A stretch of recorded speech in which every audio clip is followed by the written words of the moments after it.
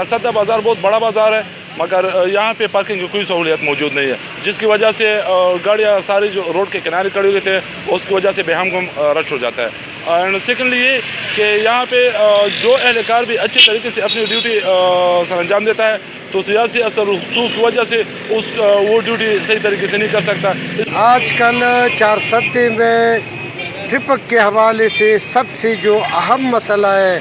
संगीन मसला है, वो चारसद्दा की मेन फारूक आज़म चौक, जिसमें रोज़ाना सुबह के वक़्त और फिर 1 बजे के वक़्त जब स्कूल की छुट्टियां होती है तो ये घंटों चारसद्दा में फारूक आज़म चौक ये ब्लॉक होता है। और इसका चालू रहना,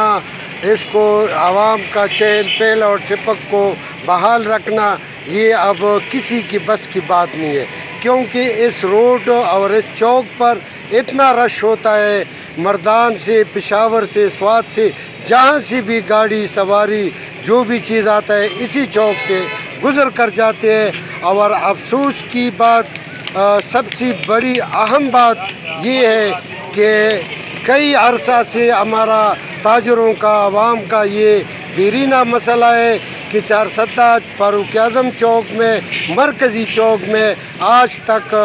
सिग्नल नहीं लगा। पता नहीं ये हमारे अफसर लोग, हमारे ज़िम्मेदार लोग इस तरफ तवज्जो क्यों नहीं देते, क्योंकि चारसद्दा का इतना अहम और रश वाला चौक है, इसमें आज तक सिग्नल नहीं है और आवाम अपनी मर्ज़ी से यहाँ से गुज़र कर जाती है। ट्रैफिक वाला 1-2 सिपाही वो भी इस रश को कंट्रोल नहीं कर सकता। हमारा इंतज़ामिया से